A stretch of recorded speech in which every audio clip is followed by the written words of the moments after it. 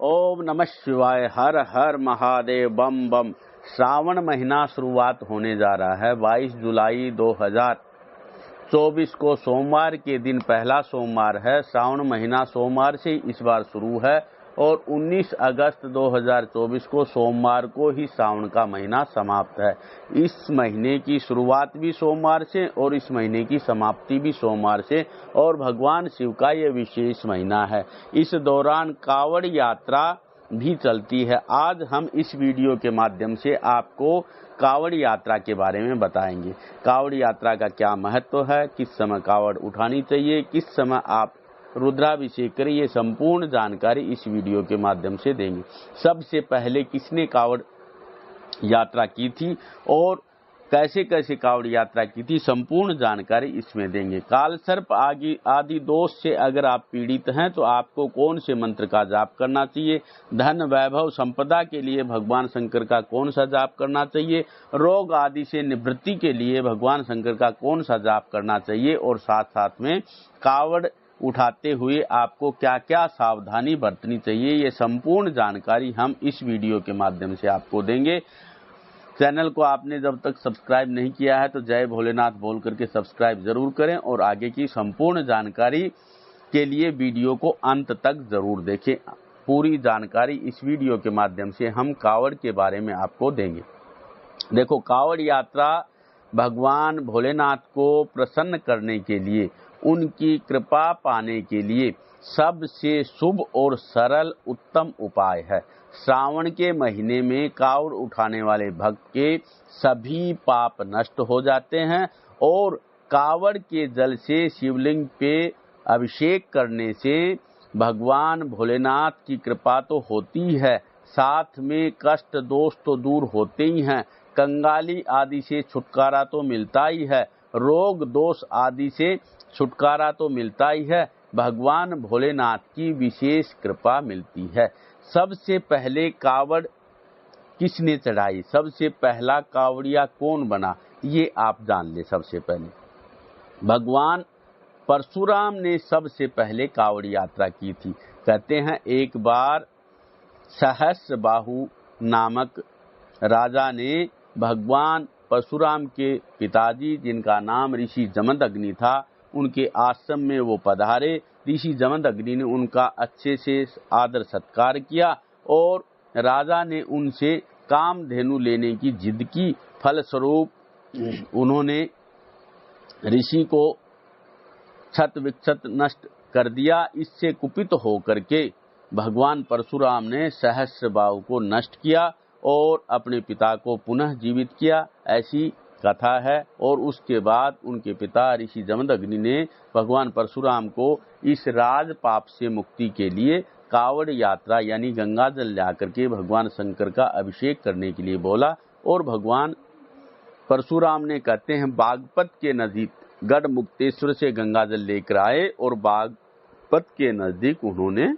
भगवान शिव के आदि महादेव के मंदिर में और अभिषेक किया। दूसरे कावड़िया हैं श्रवण कुमार, जिन्होंने अपने माता पिता को कंधे पे उठाया और उनको तीर्थ यात्रा कराई और अंत में उन्होंने गंगा जल लेकर के भगवान शंकर का अभिषेक किया। तीसरे कावड़िए हैं रावण। कहते हैं समुद्र मंथन से जब विष पैदा हुआ तो भगवान भोलेनाथ ने उस विष का पान किया और उस विष को अपने कंठ में धारण किया, इसलिए भगवान शंकर का उस दिन नाम पड़ा नीलकंठ। और उस विष के नकारात्मक प्रभाव से भगवान शंकर को जलन होने लगी। कहते हैं उस जलन को मिटाने के लिए रावण ने भगवान का रुद्राभिषेक किया और भी अन्य अन्य देवों ने नाना जगह के तीर्थों से, नदियों से जल ला करके भगवान का अभिषेक किया। इससे उनके हलाहल का जो दुष्प्रभाव था जहर का, वो नष्ट हुआ और भगवान भोलेनाथ प्रसन्न होकर के सबको आशीर्वाद दिया। कहते हैं एक बार भगवान श्री राम ने भी कावड़ यात्रा की थी। उन्होंने सुल्तानगंज से कावड़ उठाई और बाबा धाम यानी बैजनाथ धाम में भगवान शंकर का जलाभिषेक किया। ये तो कावड़ यात्रा की यात्रा के बारे में, इतिहास के बारे में थोड़ा सा आपने जान लिया। अब कावड़ यात्रा के दौरान आपको कौन से मंत्र का जाप करना चाहिए? देखो, ओम नमः शिवाय ये मंत्र सर्वश्रेष्ठ है। ओम नमः शिवाय ये मंत्र का आपको जाप करना चाहिए। जो महिलाएं हैं वो नमः शिवाय इस मंत्र का जाप कर सकते हैं। अगर आप किसी रोग से, किसी कष्ट से दुखी हैं तो आपको रुद्र गायत्री मंत्र का जाप करना चाहिए, जो इस तरह से है, ओम तत्पुरुषाय विद्महे महादेवाय धीमहि तन्नो रुद्रः प्रचोदयात्। इससे आपके रोग दोष आदि दूर हों।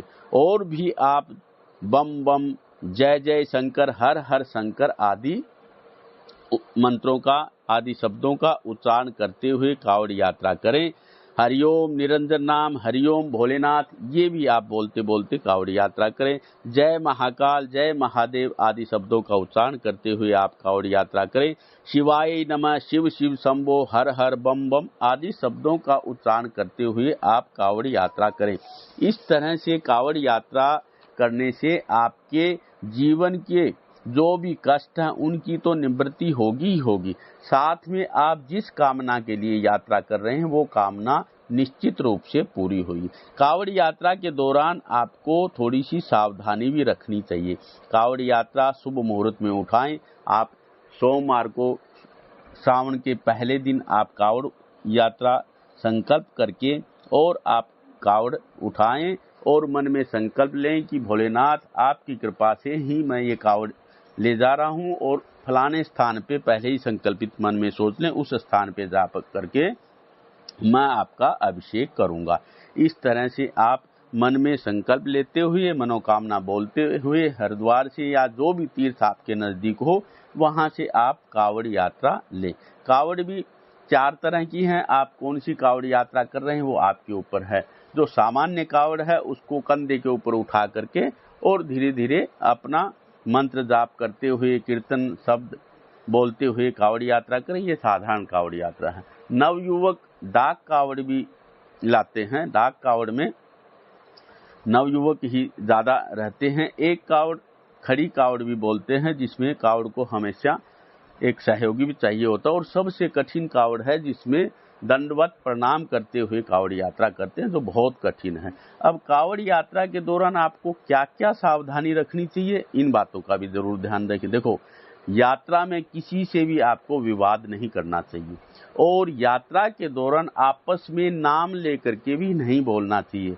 जय भोले, जय भोली या भोले, इसी तरह से नाम लेकर के बोलना चाहिए। यात्रा के दौरान, कावड़ यात्रा के दौरान किसी पर भी आपको क्रोध नहीं करना चाहिए। जगह जगह आपको खान पान से भी बचना चाहिए। सीमित मात्रा में ही खान पान करें। अगर आप फलाहार रह करके कावड़ यात्रा कर रहे हैं तो आप फल आदि सेवन करके ही कावड़ यात्रा करते रहें। और पराया अन्न जल जहां बहुत ही ज्यादा जरूरत हो जाए तभी ग्रहण करें। तर्क वितर्क के स्थान पे आप सत्संग ही करें। जब भी आप बैठें और जब भी संगत में बैठें और सभी भोले बैठे हुए हों, उनमें तर्क वितर्क के स्थान पे आप सत्संग करें। जय भोले या मंत्र आदि का उच्चारण करें। नमः शिवाय आदि आप जो ना सत्संग करें। नशा से आप दूर रहें और ध्यान रहे धुले हुए वस्त्र ही पहने। जब आप शौच क्रिया आदि या लघुशंका आदि करते हैं तो आप जो है ना हाथ पैर प्रक्षालन करके और स्नान करके ही कावड़ को उठाएं। आप अपने बाल कटवाना, नाखून काटना, नाखूनों को बिना बात काटना और जमीन में, भूमि में खोदना, तिनके आदि को मुंह में लेना, ये सब भी आप न करें। प्रभु की स्तुति के अलावा ज्यादातर आप मौन ही रहे। मन ही मन ओम नमः शिवाय या कोई भी मंत्र का जाप आप मन ही मन करते रहें। यात्रा के दौरान किसी को भी स्पर्श नहीं करना चाहिए। कोशिश करें आपस में स्पर्श न हो पाए, क्योंकि स्पर्श होने से अशुद्धता, एक दूसरे की नेगेटिविटी आती है। इसलिए यात्रा के दौरान आप स्पर्श होने से बचें। देखो, पंच तत्व के स्वामी हैं भगवान शंकर, और जल चढ़ाने से जल तत्व की पूर्णतः कमी, जीवन में कमी दूर हो जाती। पंच तत्वों की पूर्णता प्राप्त करने के लिए ही ये कावड़ यात्रा होती है। जल तत्व संबंधी कमी अर्थात संतान की बाधा हो या उनके संतान के विकास में कोई अवरुद्ध हो, या कोई मानसिक रोग आदि हो, या कोई मनोरोग निवारण आदि के लिए आप कांवड़ यात्रा कर रहे हो, तो ये कांवड़ यात्रा निश्चित रूप से आपके लिए फलदायी है। आर्थिक समस्या के समाधान के लिए भी कांवड़ यात्रा शीघ्र और उत्तम फलदायिनी है। इसके अतिरिक्त भी संपूर्ण कामनाओं के लिए या निस्वार्थ भाव से भी आप कांवड़ यात्रा कर रहे हैं तो भगवान भोलेनाथ आपके ऊपर कृपा बनाकर रखेंगे।